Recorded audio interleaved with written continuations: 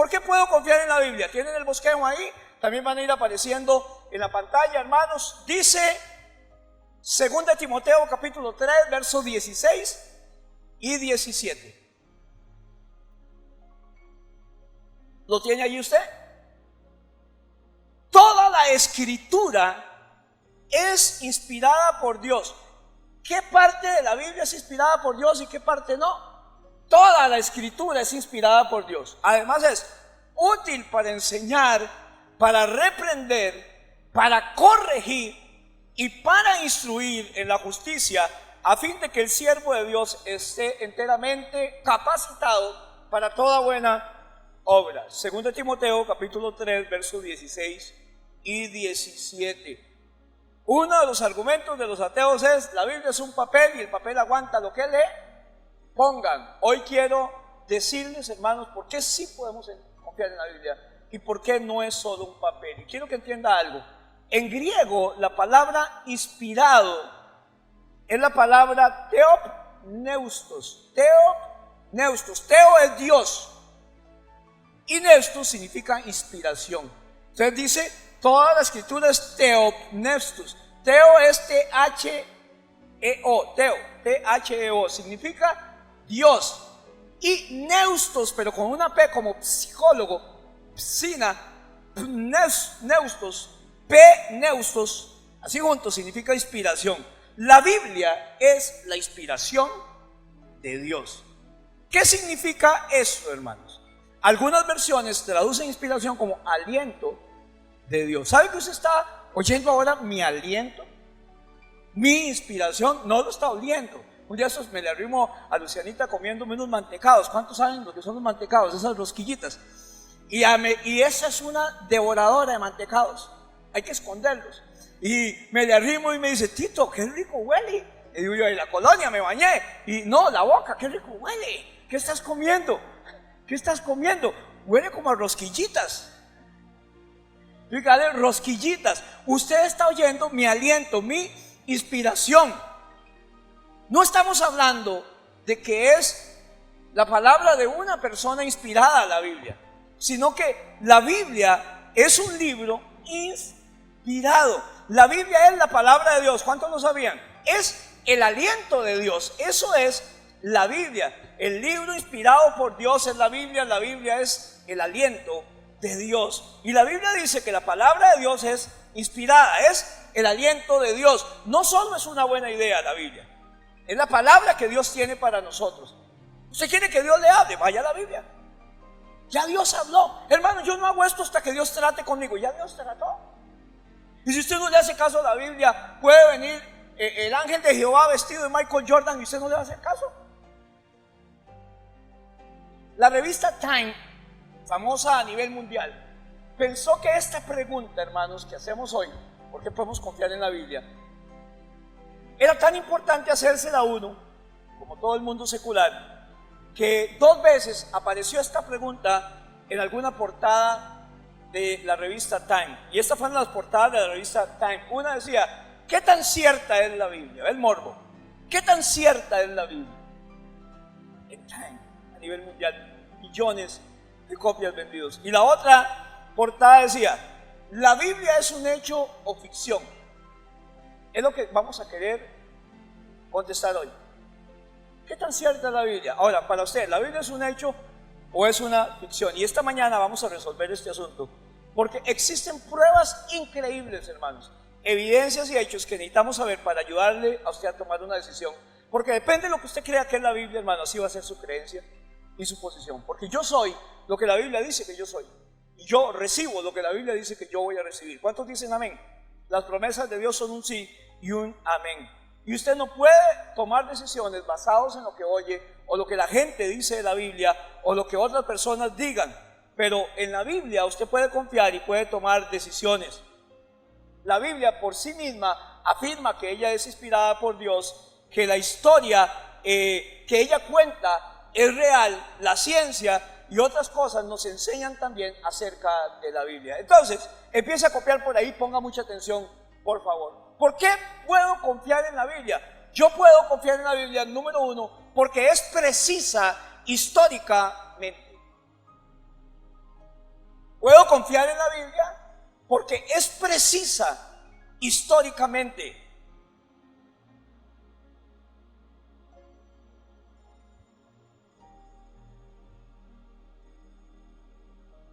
Déjeme leer un pasaje que me comía antes cuando dice el Salmo 119, 86, dice: todos tus mandatos son confiables. Vea qué importante, no solo es la palabra de Dios, sino que yo puedo confiar en la Biblia.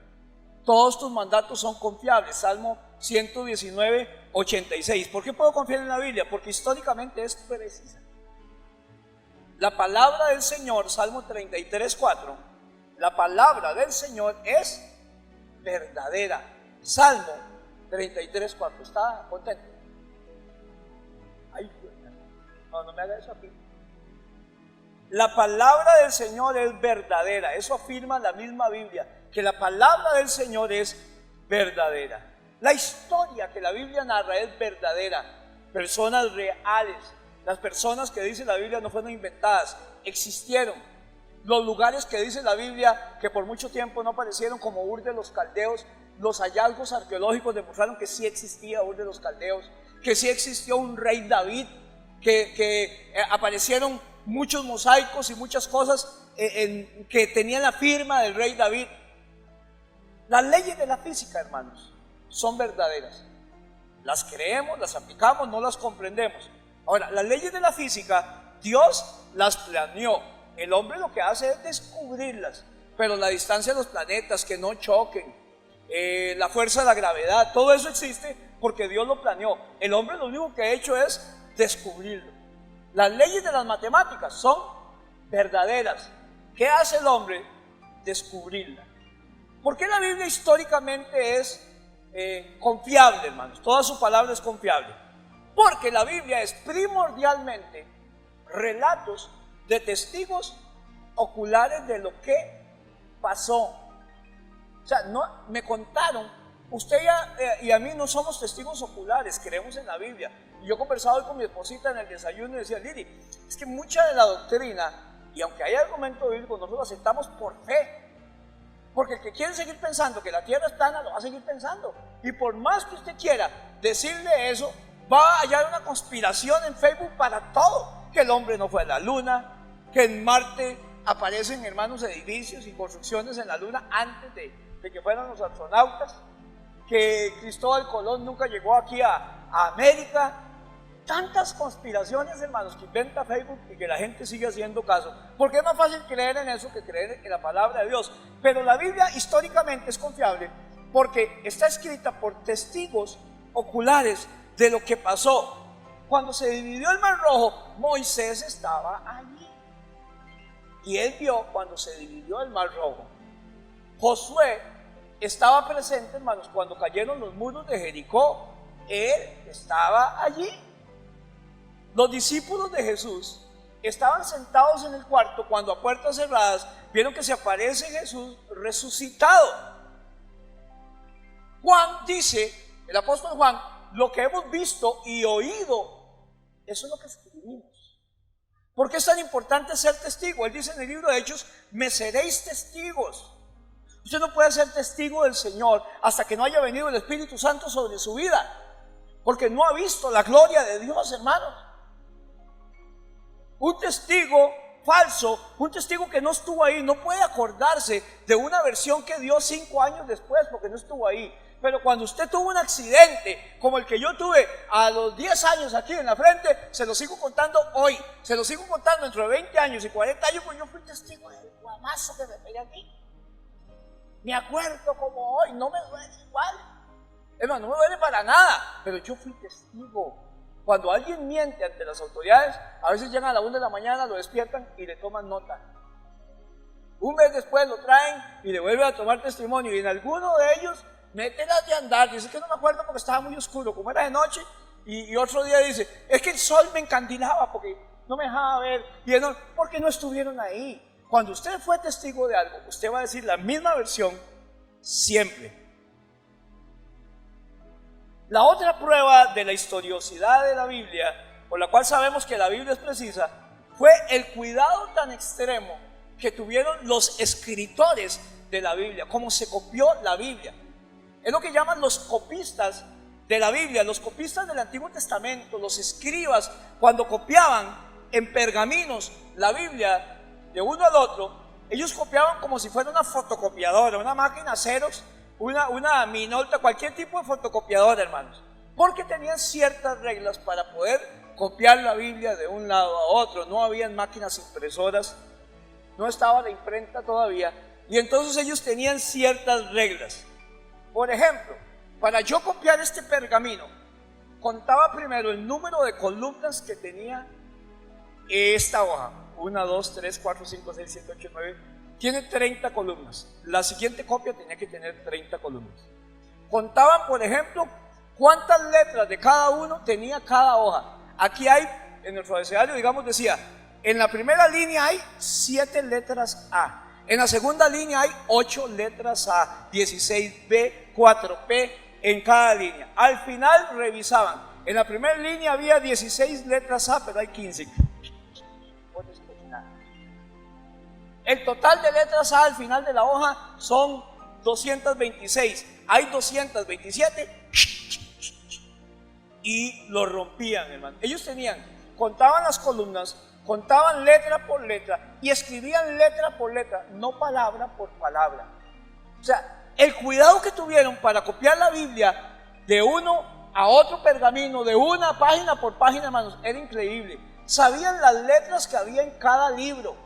Sabían, hermanos, cuál era la palabra. Si había 700 letras en esta hoja, la letra del centro, la 350, tenía que ser la B. Si la letra 350 era la P, se borraba. El cuidado de los copistas era increíble. Incluso cuando ellos iban y daba el nombre de Jehová, antes de que apareciera el nombre de Jehová, iba y se bañaban todos y copiaban Jehová. Entonces decía, he aquí yo soy Jehová. Antes de poner Jehová, se bañaban porque no eran dignos y ponían Jehová. Y a la par, Jehová otra vez para el baño. Jehová tu Dios fuerte y valiente. Me acuerdo cuando fui con Melisita una vez a unas granjas con el Banco Popular a trabajar en pensiones, y hermano, era increíble. Yo creí que estaba en cámara escondida. Voy con maletín elegante, voy con corbata, voy con bien chaneadito para ver Punta Arenas con ese calor. Y cuando voy llegando, hermanos, nos dicen, tienen que pasar ahí y bañarse, porque como era una granja de pollitos, hermano, podía contaminar uno todo. Hijo de mi alma, yo con Melisita, Melisita, nos toca. Melissa se mete ahí, se baña, hay que quitarse todo, ¿verdad? Y le dan a uno una pantaloneta que parecía un tonto sin mamá, una pantaloneta grandísima, una camisa gris de pipaza, hermanos, grandísima también. Ahora sí, con maletín, zapatos elegantes, pero con una pantaloneta y una camisa. Y yo digo, no, mentiras, antes de que me dieran la ropa, las sandalias de hule, pero con maletín elegante. Y teníamos que caminar 200 metros con un paño. Yo iba con un pañito así, y medio piernón pelado. Hermanos, de verdad, yo decía, esto es mentiras, aquí hay cámara escondida. Me la montaron en la oficina, en el Banco Popular me la montaron. Así tuve que ir, y ahí fue donde me dieron los peleros, diría Luciana. Donde me dieron los trapos. Había que volverse a bañar para entrar ahí, a esa granja. Pura vida. Después fuimos a otras granjas y eran 10 granjas y había que hacer lo mismo cada uno. Y digo, díganles que vengan aquí afuera. Y aquí afuera los esperamos, el que quiere. Y cada granja había que bañarse igual, Víctor, y enchancletarse.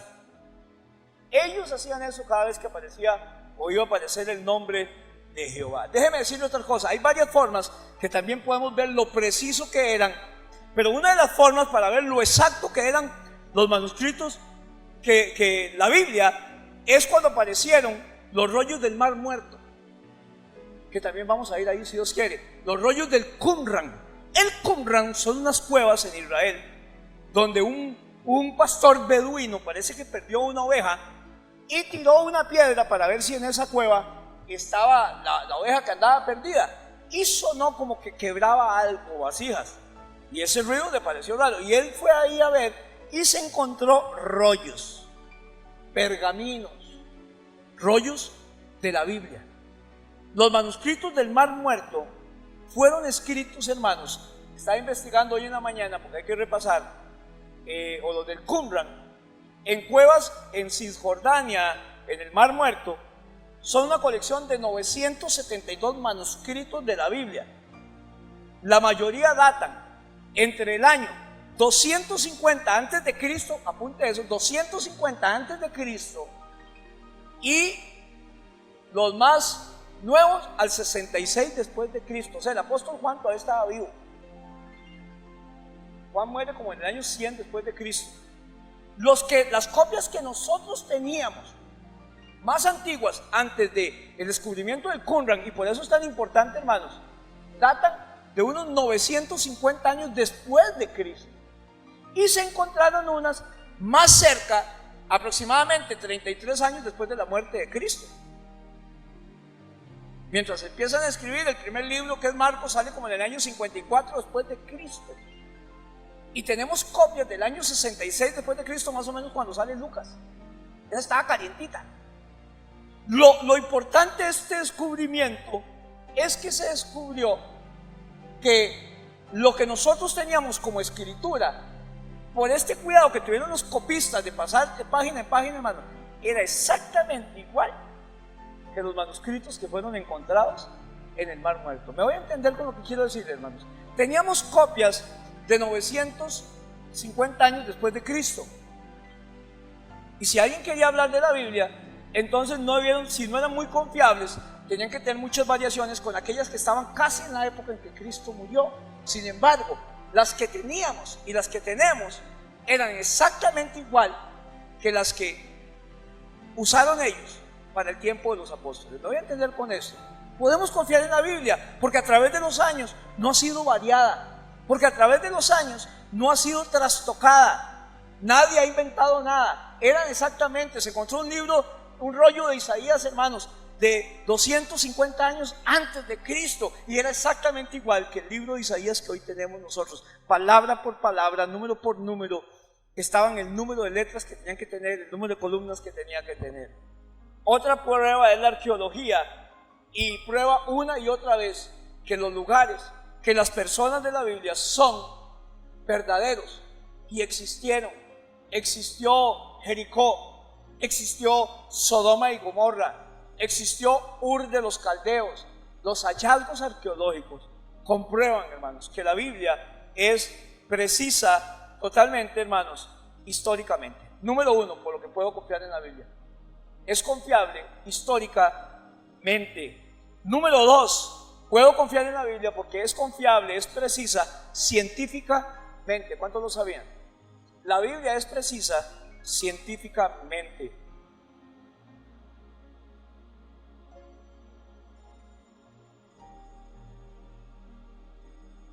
Proverbios capítulo 30 es precisa científicamente. Que cuando digo una cita me quitan lo que está ahí puesto. Es precisa científicamente. Proverbios 35 dice: las palabras de Dios son todas puras. Las palabras de Dios son todas puras. Salmo 12:6. Las palabras de Dios son puras. Son como la plata refinada, 7 veces purificada por el crisol. Las personas que piensan que la Biblia contradice la ciencia y que no es precisa científicamente es por dos razones. Una de dos. Uno, o nunca han estudiado la Biblia, o dos, no saben nada de ciencia y son unos grandes pateadores. La Biblia, primero entendamos, no fue para hacer un libro de ciencias. No quiere explicar todo lo que la ciencia dice, pero la ciencia simplemente son ideas de los pensamientos de Dios. ¿Qué es la ciencia? La ciencia son ideas de los pensamientos de Dios. Dios estableció las leyes de la biología, la ley de la relatividad, todas las leyes que existen, Dios fue el que la hizo. Tal vez el hombre le puso el nombre, pero ellos lo que hicieron fue descubrirla. Las leyes de las matemáticas, y nosotros lo que hacemos es descubrirla. Una cosa acerca de la verdad es que nunca cambia. La ciencia sí cambia. Un argumento científico que yo tengo para demostrar un poco acerca de la creación y todo es de Albert Einstein. ¿Cuántos han oído hablar de Albert Einstein?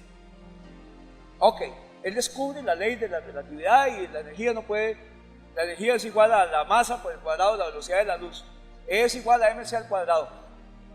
Albert Einstein en los años 30 hizo una teoría con la matemática, sin calculador y con los cálculos que hace esa gente, que se llenan pizarras y paredes, y dijo que el universo era estático. El universo era igual, todo el tiempo ha sido igual y nunca cambia. Albert Einstein. En el año 1939 aparece un monje de apellido Lemaitre, un monje católico, científico, físico, que dice que el universo está en expansión, no es estático. Y demuestra matemáticamente que está en expansión. Y aquí se arma un pleito entre Einstein y Lemaitre, increíble. Hasta que llega un hombre de apellido Hubble, el cual llevó un nombre por mucho tiempo lo que fue el telescopio más grande del mundo, el telescopio Hubble, donde descubrió con fotografías telescópicas y mediciones de 5 años, de 10 años, que los planetas y las estrellas estaban a más distancia uno de otro. Lo que quería decir que no estaban estáticos, sino que el universo se comprobó ahora, por las leyes de la cuántica científica, que está en pura expansión.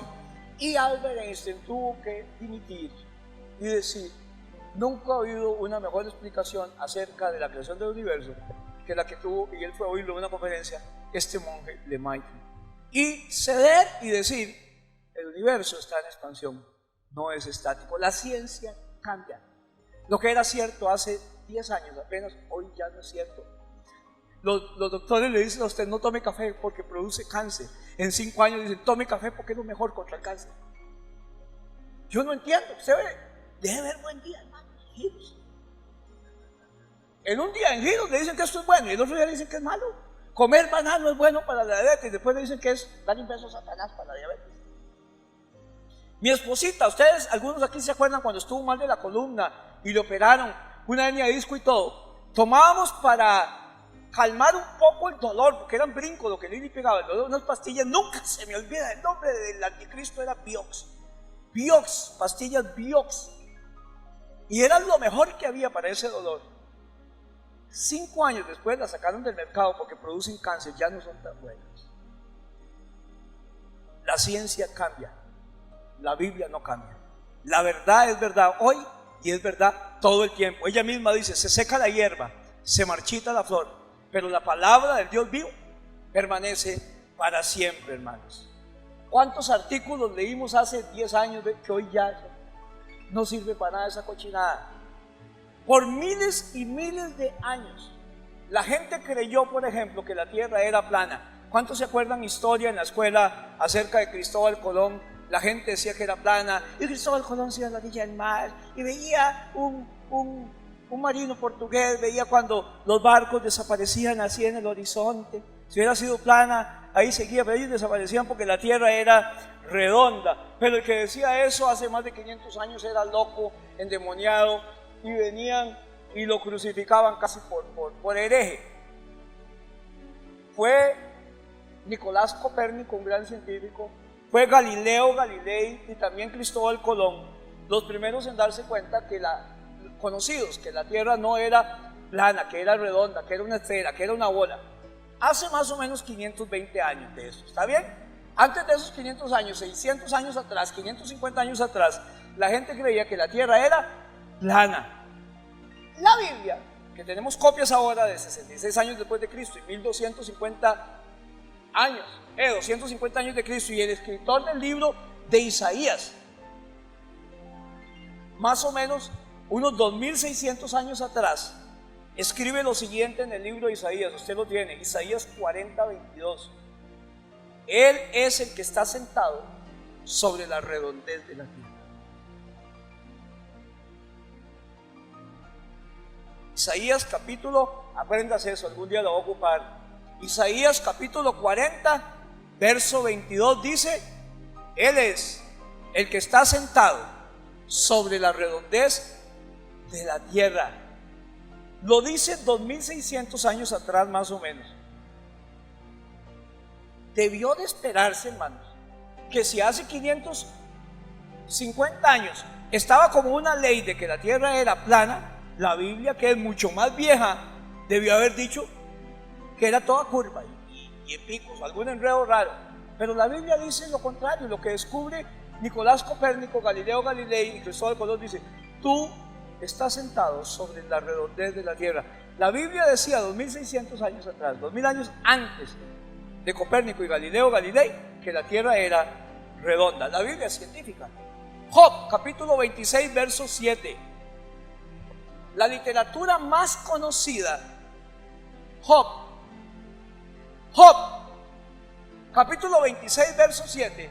La literatura más conocida en la raza humana dice lo siguiente. Es de las más antiguas, el libro de Job, antes de Isaías. Dios extiende el cielo del norte sobre el espacio vacío y cuelga la tierra sobre la nada. ¿Quién dijo eso? Job. ¿Cómo sabía Job eso? Porque la Biblia es inspirada por Dios. Job dice, hermana Rocío, que la tierra no la sostiene nada y que está puesta sobre la nada, en un vacío. Durante muchos años la gente creía que la tierra tenía que estar sostenida por algo, porque si no se caía. Era lógico humanamente. Dependiendo de la cultura donde estuviéramos, tenían sus diferentes argumentos. Por ejemplo, la cultura griega creía que el mundo lo sostenía un gran gigante llamado Atlas. Si usted ha visto algún dibujo de Atlas, Atlas está el mundo encima y el gigante tiene el mundo encima. O sea, para los griegos, con toda esa sabiduría, el mundo no estaba en la nada, lo sostenía el gran Atlas. Atlas no está en la Biblia. ¿Por qué Atlas no está en la Biblia? Aunque fue escrita todo el Nuevo Testamento en un tiempo en que eran los griegos los que estaban dominando. ¿Por qué Atlas no existe? Porque Atlas no es verdad y la Biblia solo narra lo que es verdad, no anda copiando tonteras.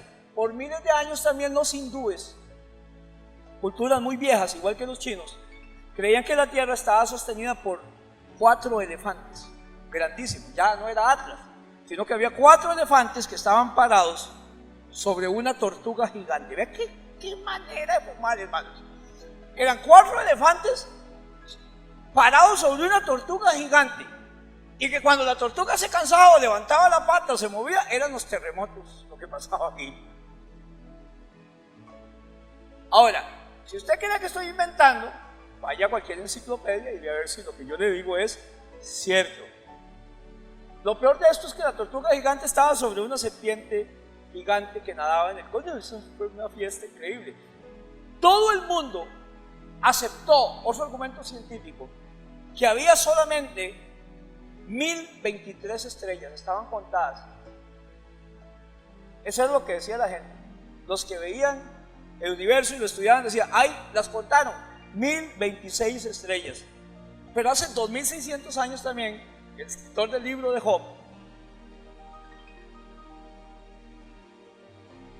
en la Biblia más bien, dice: no se pueden contar las estrellas de los cielos. No dicen que son 1200 y resto estrellas, dice son incontables. Científicamente seguimos, es precisa. ¿Por qué? ¿Quién inventó la cuarentena? El hombre. Fue Dios el que inventó la cuarentena. Cuando salía una peste, Dios ponía en cuarentena a la gente, la apartaba para evitar el contagio de los demás. Eso se descubrió en el mundo hace como 100 y resto años apenas, lo de las bacterias. La gente operaba, el hombre venía de ordeñar la vaca y de sacar un ternero y así operaba un pobre parroquiano. Imagínense la contaminación que había. Agarraba el serrucho de la abuela, todo el rumbrado, le cortaba la mano y después había que hacerle la cruz al pobre amputado. En el libro de Levítico, capítulo 13, verso 4, en la Torá, dice: pondrá a la persona en cuarentena durante 7 días. Cuando tuvieran llagas, cuando había algo, la pone en cuarentena durante 7 días. Nadie entendía lo que era la cuarentena, no sabían lo que era, porque nadie conocía los gérmenes y las bacterias, hermanos. Pero Dios tenía la razón. La Biblia es precisa históricamente, pero es precisa científicamente. Número 3, ¿por qué puedo confiar en la Biblia? Porque la Biblia es precisa, confiable, proféticamente. Proféticamente la Biblia es confiable.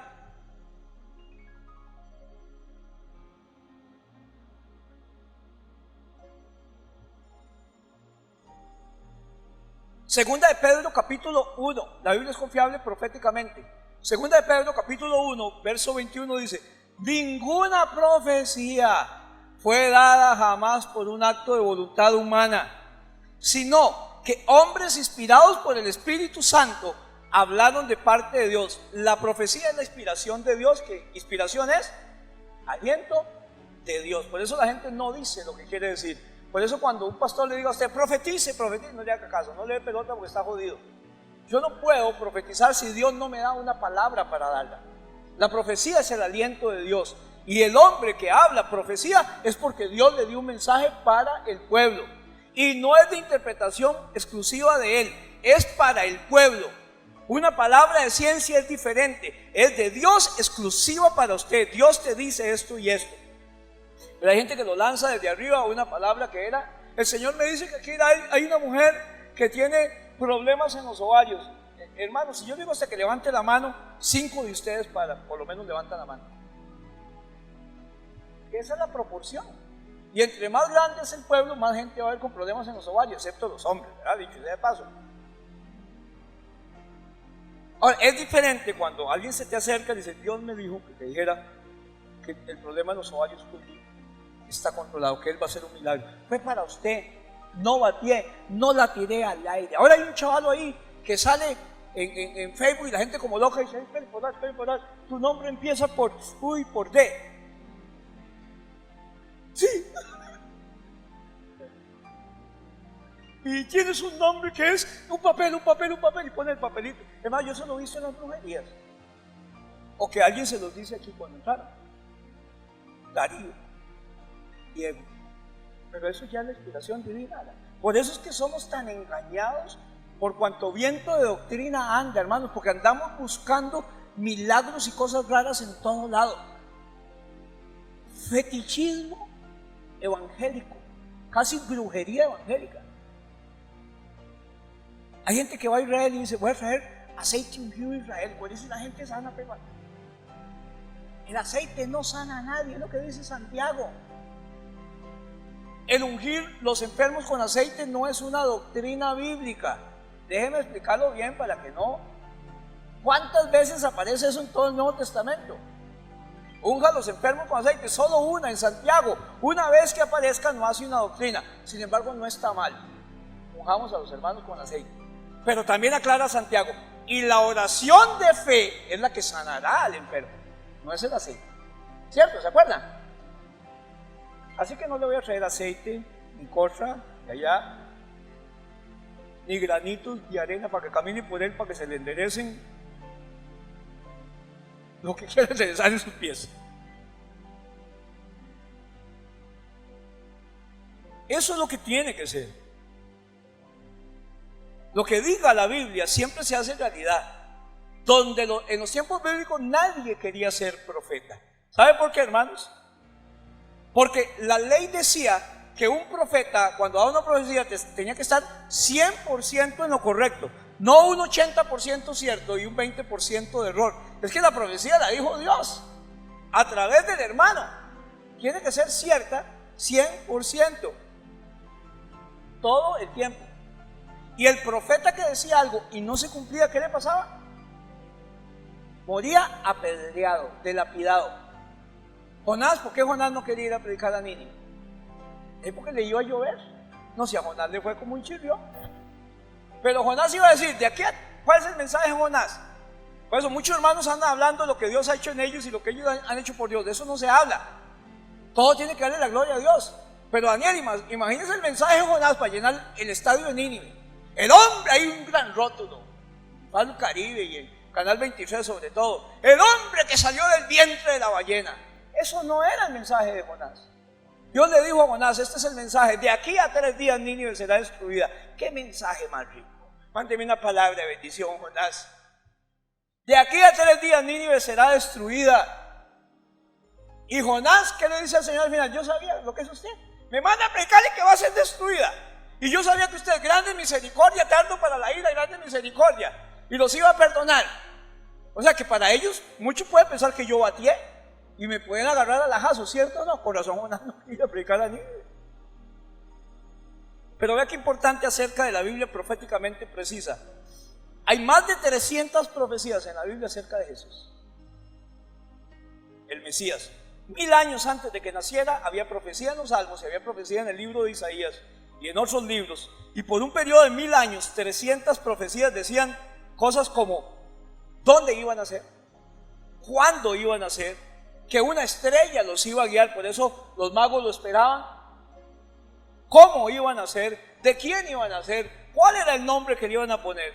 Si alguien quería hacerse pasar por el Mesías, ¿cuántas probabilidades había de que fuera estudiando cada profecía para cumplirla antes de que naciera? Ninguna. Mateo 26:56 dice lo siguiente: pero todo esto sucede para que se cumplan las palabras de los profetas registradas en las Escrituras. Lo que Jesús hacía era cumplir las palabras de los profetas de la Escritura. Apocalipsis 22:6, dice: el ángel me dijo, estas palabras son verdaderas y dignas de confianza.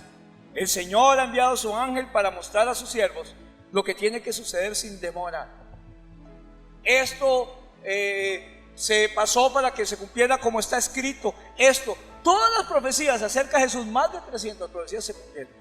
Cómo iba a morir, que no le iban a quebrar los huesos, todo eso se cumplió, hermanos. ¿Qué probabilidades había que alguien que se hiciera pasar por el Mesías acomodara todas las profecías para que se cumpliese? Ninguna.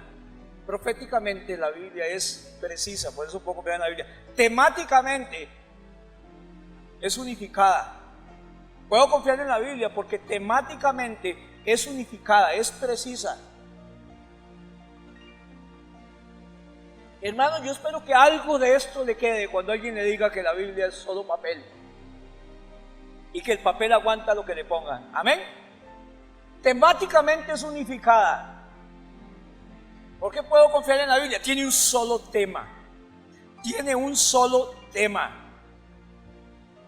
Lucas 24:27 dice: Jesús los guió por los escritos de Moisés y por todos los profetas. ¿Se acuerdan? Los caminantes de Emaús, explicándoles lo que las escrituras decían acerca de él.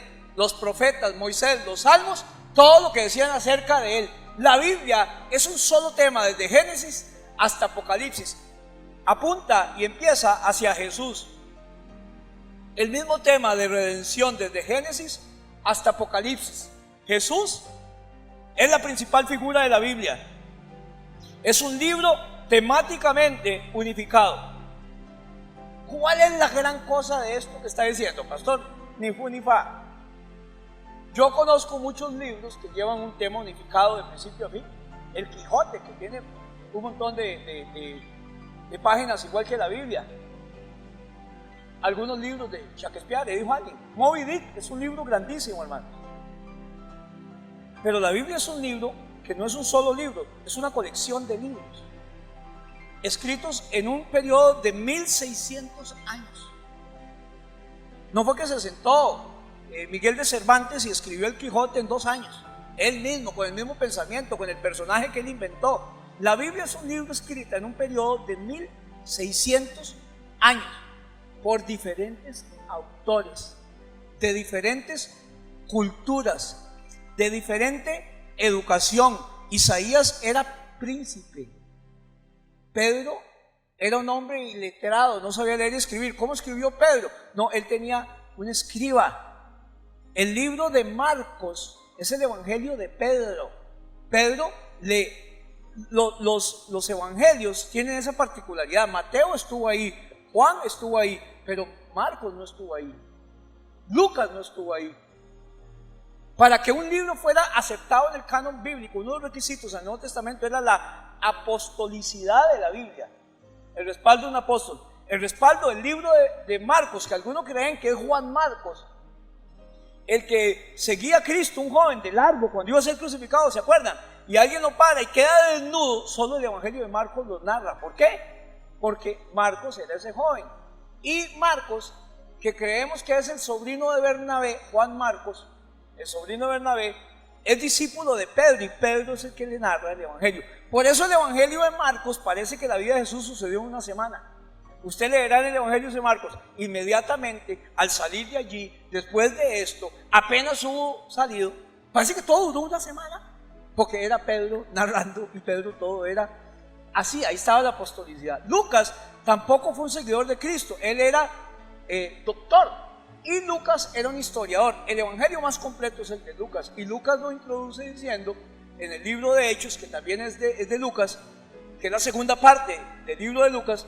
Él dice que después de poner en orden y haber indagado y entrevistado a los apóstoles y a la gente que anduvo con Jesús, él quiso poner en orden la historia de Jesús. Por eso el Evangelio de Lucas es el Evangelio más completo y más ordenado. Le quiero decir que había gente de diferente educación escribiendo la Biblia, cobradores de impuestos, pescadores, gente que vivía en un palacio con diferente idioma y todos tenían el mismo tema, sin haberse leído unos a otros, la mayoría sin conocerse, y tenían el mismo tema, una misma unidad en cuanto al tema.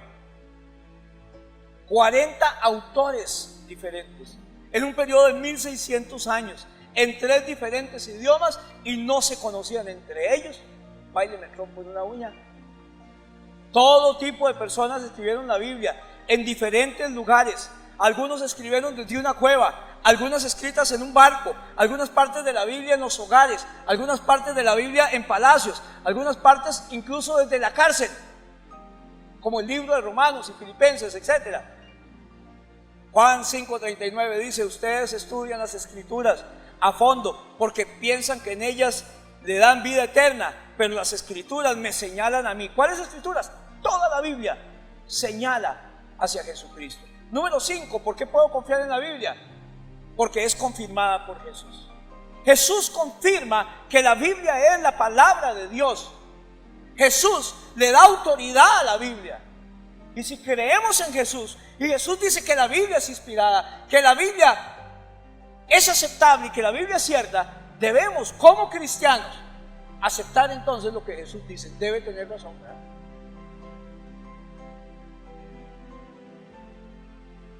Mateo 5:18, Jesús les dijo: les aseguro que mientras existan el cielo y la tierra, ni siquiera un punto o una coma se quitará de la ley hasta que se cumpla. El cielo y la tierra pasarán, mas mis palabras no pasarán. Yo confío como cristiano en lo que Jesús dijo y no estoy muy seguro de lo que digan los hombres, pero si lo dice Jesús, póngale la firma. Así que si confío en Jesús, tengo que confiar en el resto de la Biblia. ¿Cuántos confían en Jesús? Confío en el resto de la Biblia. ¿Ven, hermanos? Jesús proclamó que la Biblia era un libro único sobre todos los demás. En Juan 10:35 dijo: las escrituras son siempre verdad. Juan 10:35. Él dijo que la Biblia era verdadera. En Lucas 11:28 dijo: dichosos más bien, contestó Jesús, los que oyen la palabra y la obedecen.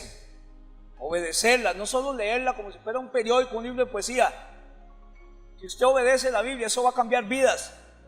Jesús cita a personajes de la Biblia a autorizarlo, como el profeta Jonás, lo cita. Él habla de Noé como en los días de Noé. Él habla como la serpiente que engañó a Eva y luego jugó a Adán. Jesús nombra Sodoma y Gomorra. Será más terrible el castigo sobre Sodoma y Gomorra. Él habla sobre Jonás.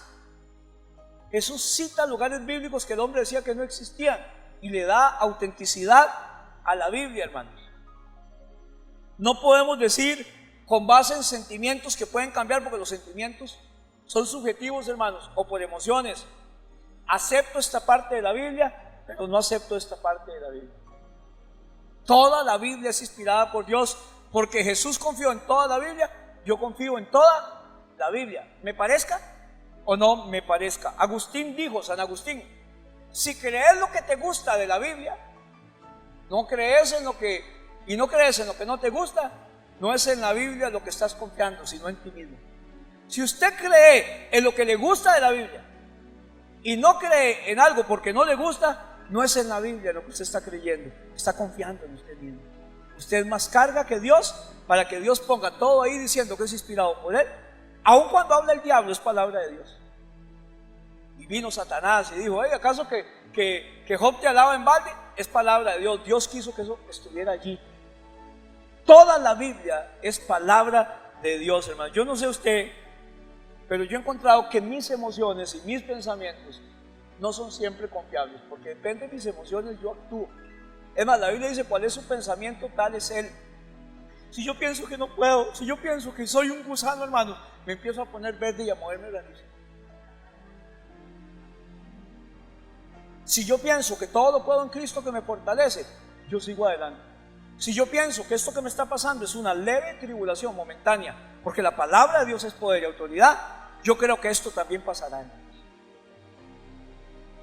Confío en la Biblia, y es una de las razones por las principales que puedo confiar en la Biblia, porque Jesús confió en la Biblia y dijo que la Biblia era cierta. Número 6, la sexta razón por qué yo creo y puedo confiar en la Biblia.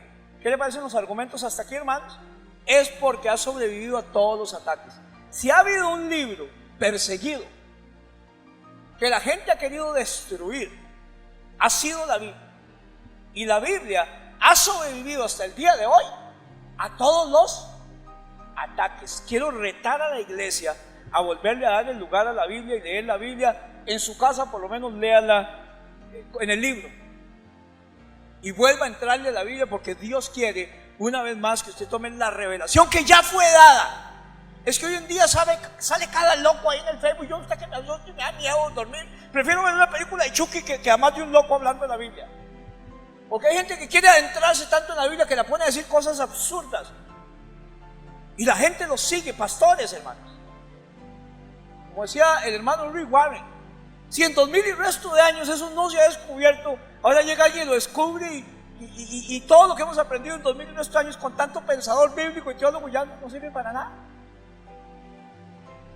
Ahora el Señor, entonces descubrimos un loco ahí que sí, venimos de Marte. No sea tan caballo. Y ponen en duda a la gente. No, yo confío en lo que la palabra de Dios dice, y de aquí no me muevo, porque es como firme ancla del alma, la Biblia. Si no, me voy a ver enredado en todo y al final me sacan de ahí. Y estoy con los Harry Christmas. Mateo 24:35 dice: el cielo y la tierra pasarán, pero mis palabras no pasarán. Si llevas una Biblia al norte de Corea, lo pueden matar por llevar en Corea del Norte una Biblia. Es prohibido. Había un libro que se llamaba Traficantes de Biblias. Tenían que meterlas en avión, las tiraban en botes, que cayeran ahí en las orillas. Era prohibido. En muchos lugares todavía es prohibido tener la Biblia. Es que nosotros no valoramos lo que tenemos, hermanos. No valoramos lo que es congregarnos libremente y venir hoy a alabar a Dios. ¿Por qué hacemos lo que hacemos? ¿Por qué le sirve usted a Dios? ¿Por qué usted viene a la iglesia? Lo hago porque lo amo, hermanos. No vengo a la iglesia solamente porque no tengo otra chamba. No soy pastor solamente porque no puedo trabajar. Yo puedo trabajar en muchos lados. Yo tengo como 300 años de edad, yo creo, de todo lo que he trabajado. Porque cuando yo me quedo sin trabajo, inmediatamente agarro lo que sea. Me voy a ayudarle a alguien a jalar muebles, algo hago. Hay que llevar el pipiringa a la casa como sea, hermanos. Bien habido, ¿verdad? Pero a mí me encanta predicar. Espero que usted lo note. Me encanta predicar. Y yo creo que si a mí no fuera pastor, yo pago para que me inviten a predicar. Esta Biblia ha sido objeto de ataques siglos tras siglos tras siglos, como usted no se puede imaginar. Sin embargo, sigue siendo el libro más leído del mundo, el más publicado del mundo, el más traducido en el mundo, el más vendido en el mundo, y es el libro único que hace una diferencia en las vidas de las personas. Lo más importante de la Biblia. Voltaire o Voltaire, uno de los grandes filósofos franceses de la Revolución Francesa, muy brillante, pero era ateo, muy brillante también como ateo, escribió varios tratados burlándose de la Biblia. Y Voltaire hizo una declaración muy famosa en la que dijo: Francia tiene como 200 y resto años de independencia. De aquí a 100 años, la Biblia será un libro olvidado. ¿Qué profecía es? Amor. De aquí a 100 años, eso lo dijo hace más de 200 años, la Biblia será un libro olvidado. ¿Usted conocía esa cita? No, esa cita ha sido olvidada. Y después de que Voltaire murió, la Biblia sigue adelante. Hace 100 años, la casa en que vivió Voltaire fue utilizada y la compró las sociedades bíblicas francesas. para tener un depósito de Biblias. O sea, en la casa de Voltaire vendían Biblias.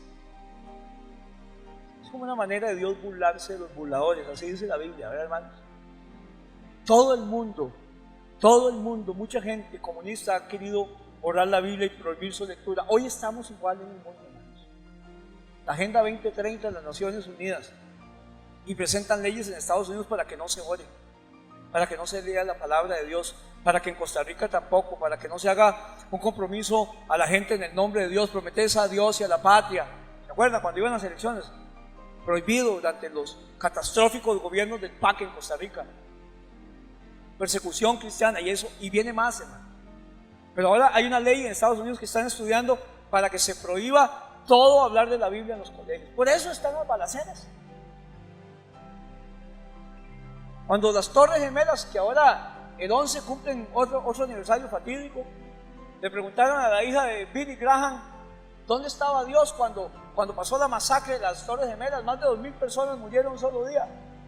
La respuesta de ella fue, Dios estaba donde siempre ha estado. El problema de los estadounidenses, de los ticos cubanos y todo el mundo, y también los venezolanos y nicaragüenses, porque aquí tenemos multiculturas, es, hermanos, que nos olvidamos de Dios. Y cuando tenemos problemas queremos que Dios venga y nos resuelva todo. Sacamos a Dios de los colegios y dijimos no hay problema. Aprobamos el aborto y dijimos no hay problema. Aprobamos el matrimonio homosexual y dijimos está bien. De por sí va a suceder, dice más de un hermano. Sí, pero no vote por un gobierno que va a aprobar el aborto en el matrimonio homosexual, simplemente que no sea con su voto si usted es cristiano. Porque a todos le decimos está bien, sacamos a Dios de nuestras vidas y después queremos que Dios venga. La gente se pregunta, ¿por qué Dios no manda a todo el mundo al cielo si Él es tan bueno? Y la respuesta es porque Dios es bueno. ¿Por qué Dios no manda a todo el mundo al cielo? Porque hay gente que no quiere ir al cielo. El impío, el pecador, el mal hablado no quiere ir al cielo, no quiere nada con Dios. Y si Dios lo mandara al cielo, lo está mandando a un lugar que Él no quiere ir. Por eso es que Dios no los manda al cielo. ¿Estamos correctos? No, si hoy les estoy dando lección, hermano, que ahora una ofrenda especial. La hierba se seca, 1 Pedro 1, 24, 25.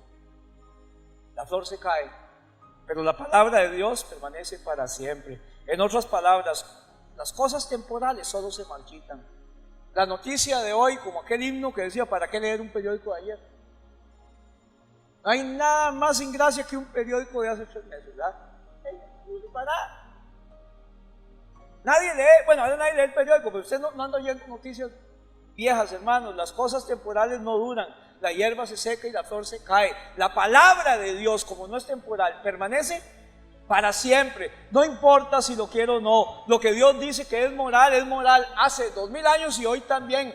Lo que Dios dice que es inmoral hace 2000 años y hoy también es inmoral. No es mi decisión ni conjeturarlo, es Dios y no usted el que manda.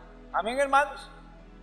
Si nos lanzamos de un edificio al vacío, el Empire State, ¿dónde fue que había uno muy grande? En Dubái, es que está el más grande del mundo ahora. Usted se lanza de ese edificio, usted está rompiendo las leyes de la gravedad. O sea, usted va a caer en algún momento y se va a llevar que no, ni con espátula ni con pala lo van a poder recoger. Pero usted se tira y son más de 100 pisos y cuando va por el piso 50 le preguntan, ¿cómo va todo? Y dice, pues hasta aquí va bien. Hasta aquí va bien, claro que sí. Si usted rompe las leyes de la gravedad, usted va a tener grandes consecuencias. Si usted rompe las leyes físicas, va a tener consecuencias físicas. Si usted está planchando, hermana, un poco así de ropa y va a la refri porque tenía mucha sed y la abre así, va a quedar contándose chistes sola. Se va a quedar contándose chistes solo. ¿Qué vacilón, verdad? El que rompe las leyes físicas va a tener consecuencias físicas. El que rompe las leyes de Dios, las leyes espirituales, tiene consecuencias espirituales, porque Dios dice que ella es inspirada por Dios, es infalible, y cuando ignoro algo de la Biblia, porque no me gusta esa parte, me estoy haciendo daño a mí mismo. Número 7, lo principal por el cual yo puedo confiar en la Biblia es porque ningún libro tiene un poder de transformación. La Biblia tiene un poder de transformación como ningún otro libro que usted y yo podamos leer. ¿Cuántos son testigos de eso? La Biblia tiene un poder de transformación. Por eso puedo confiar en la Biblia. Número 7.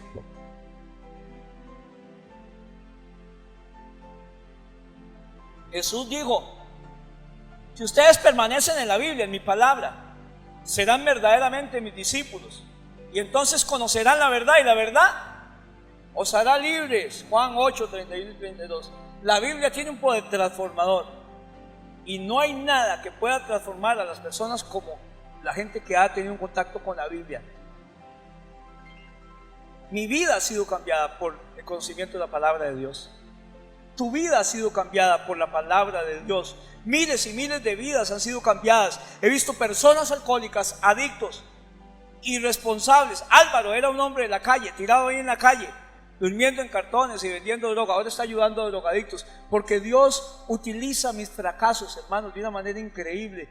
Como cuando vimos celebrando recuperación, reciclando mis heridas, todo lo que yo pasé que le sirva a la gente también para ayudarle. Nadie como una persona que haya perdido un hijo para consolar a una madre que perdió un hijo.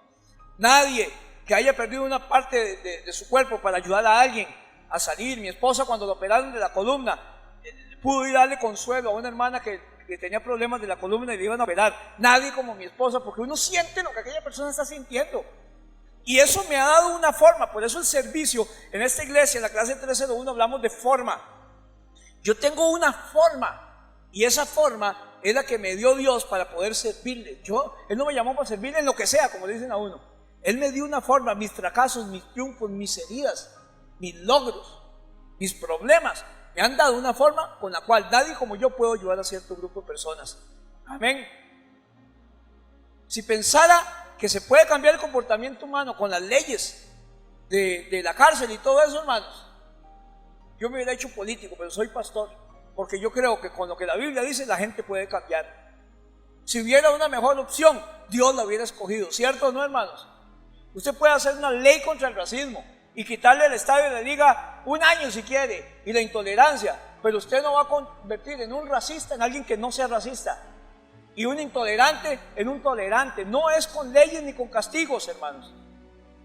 La Biblia, el libro de la palabra de Dios, nunca miente. Y porque nunca miente, incluso cuando a mí no me gusta o no estoy de acuerdo, o cuando me duele lo que la Biblia dice, o incluso cuando es incómodo, siempre la Biblia me va a decir la verdad, porque la verdad siempre triunfa. Dice un puertorriqueño ahí hablando de metabolismo. Es por eso que la llamamos la Santa Biblia, o los santos libros, porque Biblia significa biblios, libros. Ahora, ¿por qué pasamos más tiempo leyendo y viendo cosas, Facebook, WhatsApp y mentiras, que en la lectura de lo que sabemos hoy más, que es la verdad? Aquí está la gran pregunta: ¿cuál va a ser la autoridad final en tu vida? ¿Cuál va a ser la autoridad final en mi vida? Ve lo que dice Romanos 12:2. No se amolden al mundo actual, sino que sean transformados mediante la renovación de su mente. Y así, cuando cambien su mente, la palabra metanoia, podrán comprobar cuál es la voluntad de Dios, buena, agradable y perfecta. La razón por la que no queremos aceptar a la Biblia como mi autoridad final es porque yo siempre quiero mandar. Yo siempre quiero tener el control. Yo siempre quiero ser mi jefe. Yo quiero ser el Señor. Pero el paso número 1 de la recuperación, ¿cuál era? Reconozco que no soy Dios y que todo lo que he intentado por cambiar no ha servido para nada. Es el primer paso que da un alcohólico, un drogadicto, alguien que tiene un mal hábito. Reconozco que yo no soy Dios y que todo lo que he intentado no ha servido para nada. Hermanos, si la Biblia no es la verdad, si la Biblia no es inspirada por Dios, poseemos problemas. Porque mi salvación y tu salvación depende de que el libro de la palabra de Dios sea correcto. Este libro que dice que su vida no es un accidente, que usted no está aquí por accidente, que usted no es una bala perdida, que usted no fue que papá se equivocó en las cuentas y mamá también, y que no había preservativos. No, hermano. Este libro dice que usted no es un accidente. La ciencia no dice eso.